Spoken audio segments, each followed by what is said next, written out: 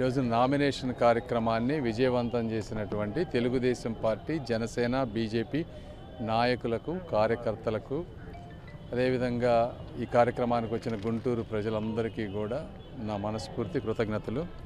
ఎంత ఊహించనటువంటి రెస్పాన్స్ ప్రభంజనంలాగా ఈరోజు వచ్చింది. రెండోది, నన్ను నమ్మి ఈ పార్లమెంటు సీటు నాకు ఇచ్చినటువంటి చంద్రబాబు నాయుడు గారికి కానీ, లోకేష్ గారికి కానీ, అదేవిధంగా నన్ను సపోర్ట్ చేసినటువంటి జనసేన పవన్ కళ్యాణ్ గారికి, వీరితో పాటు అసలు ఈ పార్టీని పుట్టించినటువంటి, ఒక ఆశయ సాధనతో పుట్టించినటువంటి నందమూరి తారక రామారావు గారికి, వీళ్ళందరికీ కూడా నా కృతజ్ఞతలు. మూడోది, ప్రజలకి దీనివల్ల కొంత ట్రాఫిక్ బ్లాక్ అయ్యి అంతా అయింది. వాళ్ళందరికీ కూడా నేను సారీ చెప్తా ఉన్నాను.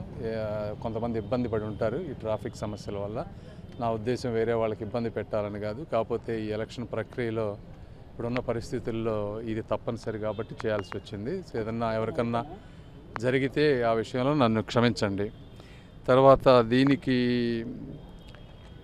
ఇప్పుడు ఇదే ప్రజాస్పందన రేపు మాకు ఓటింగ్ రూపంలో కూడా రావాలని మనస్ఫూర్తిగా కోరుకుంటా ఉన్నాను గుంటూరు ప్రజలందరికీ. ఈరోజు చూసినటువంటి ప్రజాస్పందన అనేది ఈ అమరావతికి జరిగినటువంటి అన్యాయానికి, ఈ రాష్ట్రానికి జరిగిన అన్యాయానికి ప్రజలు ఒక విప్లవంలాగా తిరగబడి ఈ రోజున రోడ్డు మీదకి వస్తూ ఉన్నారు. నాకు తెలిసి ఈ ప్రాంతంలో ఎలక్షన్ అనేది it is just a nominal.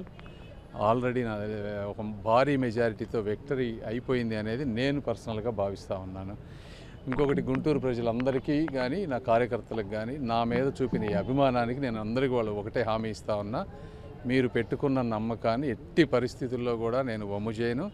ఇప్పుడే కాదు, నా కంఠంలో ప్రాణం ఉన్నంత వరకు అవినీతి లేకుండా, స్వార్థం లేకుండా, రాగద్వేషాలకు అతీతంగా గుంటూరు ప్రజలకి, ఆంధ్ర రాష్ట్ర ప్రజలకి నా శక్తి మేరకు సహాయం చేస్తానని మనస్ఫూర్తిగా తెలియజేసుకుంటూ సెలవు తీసుకుంటున్నాను. Thank you.